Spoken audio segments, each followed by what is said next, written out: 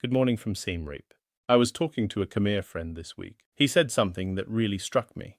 People are buying more for Khmer New Year this year. It's like everyone wants one last big celebration before the crisis really hits hard. That got me thinking. I've been in Cambodia for years now. I walk past temples. I see preparations happening. I know Khmer New Year is coming. And I realized I know almost nothing about it. When is it? Why April? What do the 3 days mean? Where did the water-throwing tradition come from? What's the deeper meaning? As an expat living in Cambodia, that's embarrassing. So I did what I always do when I don't understand something. I researched. And what I found surprised me. Not just the history and the traditions, but things that even many Khmer people don't know about their own celebration. Let me share what I learned. The basics that I should have known. Years ago, Khmer New Year, called Chul Chnam Thmei in Khmer, happens April 13th to 15th this year. That's 1 week from today. 3 days of celebration. The entire country basically shuts down. Government offices close. Businesses close. Families travel back to their home provinces. I knew that much. But here's what I didn't know. Khmer New Year is not based on the lunar calendar like Chinese New Year or Vietnamese Tet. It's solar. It's based on when the sun enters the constellation of Aries. That means it always falls around the same time, mid-April, every single year. But here's the really interesting part. It wasn't always in April. The Khmer New Year used to be celebrated in November or December. In the 13th century, a Khmer king deliberately changed the calendar. Why? So the celebration would always fall after the rice harvest was complete and safely stored, and before the rainy season began. Think about that. This wasn't arbitrary. This wasn't just picking a nice time of year. This was practical wisdom. The farmers, which was most of the population, needed a break after the intense harvest period. They needed to celebrate their survival, their success, their hard work. But they also needed to do it before the monsoons came and made travel difficult. So the entire calendar was restructured around Cambodia's agricultural reality. The date itself was designed for survival. So the 3 days, deeper than I realized. The celebration lasts 3 days. Each day has its own name and meaning. Day 1, Moha Songkran, April 13, welcoming the new year. Day 2, Virak Wanabat, April 14th, honoring ancestors. Day 3, Tangai Loeng Sak, April 15th, cleansing and renewal. I knew there were 3 days. I didn't know what they actually meant, but here's the part that's really fascinating. There's a belief that each year, a different deity, called a Tavoda, descends from heaven to watch over Cambodia and protect humanity. At the end of the year, that deity returns to heaven, and a new deity takes their place at the moment of the new year. This isn't just Buddhist tradition. This is ancient animist belief that predates Buddhism in Cambodia. In fact, Khmer New Year is a perfect example of how Cambodia blends multiple belief systems. Hindu cosmology, the solar calculation, the Aries constellation, Buddhist ritual, temple offerings, merit-making, honoring monks, animist tradition, nature spirits, ancestral worship, cleansing rituals, 3 completely different spiritual traditions woven together into one celebration. That's uniquely Cambodian, and it tells you something important about Cambodian culture. It doesn't reject influences. It absorbs them, adapts them, makes them Cambodian.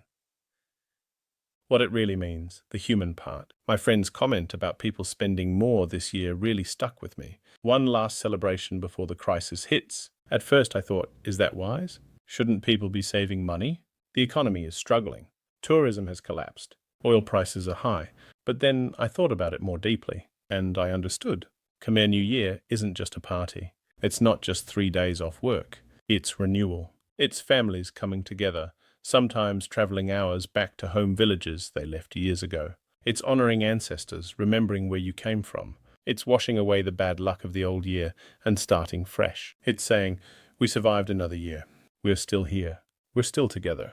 After months of economic crisis, after oil price shocks, after watching tourism collapse, after seeing businesses struggle, people need this. This isn't frivolous spending. This is spiritual and emotional survival. My grandmother did exactly the same thing during the UK's hardest times. During recessions, during struggles, during uncertainty, she never stopped celebrating Christmas. She never stopped gathering the family. She never stopped creating those moments of joy and renewal. Not because she was irresponsible, but because she understood.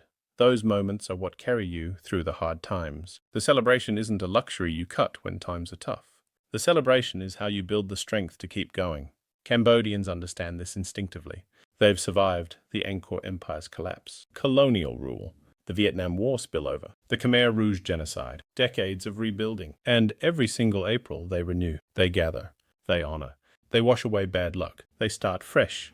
That's not tradition for tradition's sake. That's survival strategy wrapped in celebration. And things even Khmer people might not know. I asked several of my Khmer friends basic questions. Why April specifically? Why 3 days?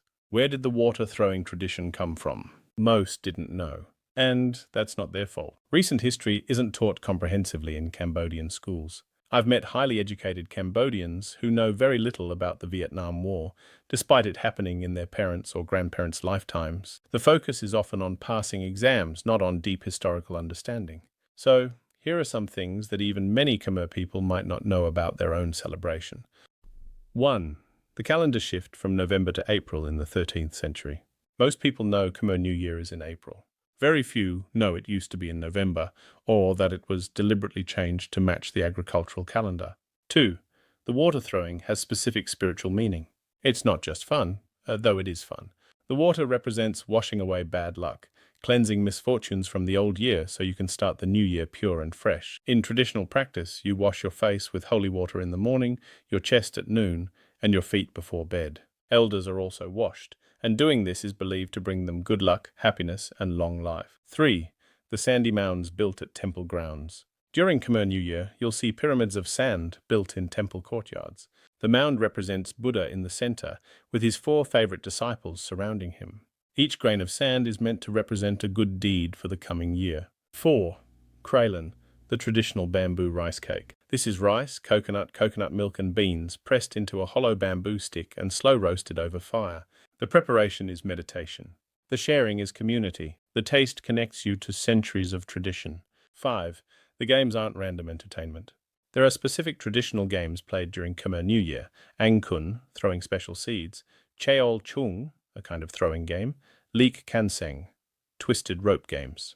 These games have been played for centuries. They build community. They bring generations together. They're cultural memory in action. Every single tradition has a reason. Nothing is random. Nothing is just because we've always done it. Each element serves a purpose, spiritual, practical, social, or all 3. Why this matters for expats and tourists. If you're an expat in Cambodia, like me, here's why understanding this matters. Cambodia isn't just where you live. It's a culture you're part of, whether you realize it or not. Understanding Khmer New Year isn't about being polite or respectful, though it is those things.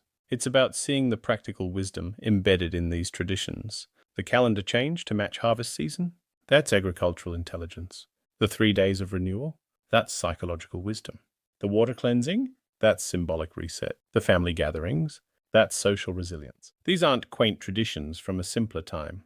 These are survival strategies that have worked for over 1,000 years. Cambodians have survived the collapse of the Angkor Empire and centuries of regional conflict, French colonial rule, Japanese occupation, the Vietnam War's spillover, the Khmer Rouge genocide, decades of poverty and rebuilding, multiple economic crises, and every April they renew. They don't wait for perfect conditions. They don't say, we'll celebrate when things are better. They celebrate because things are hard. That's the lesson. Connecting to the current crisis. So when my friend said people are spending more this Khmer New Year, even with economic crisis looming, I understand now.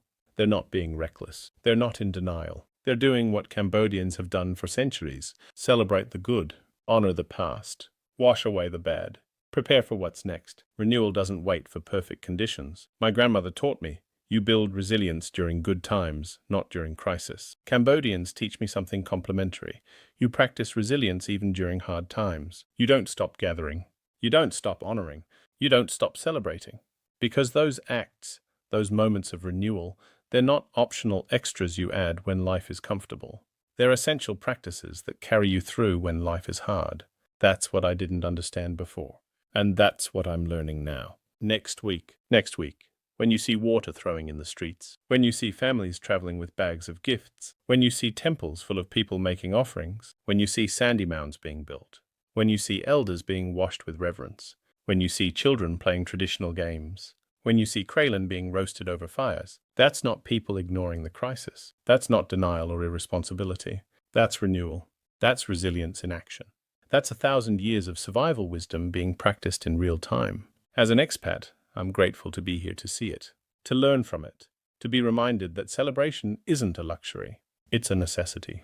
Happy Khmer New Year to everyone celebrating. Chul Chnam Thme. May this year bring renewal, resilience, and better times ahead for Cambodia, for all of us. If you found this useful, I'd love to hear your thoughts in the comments, especially from Khmer people. Did I get this right? What did I miss? What else should expats understand about Khmer New Year? Let's learn together. See you next week.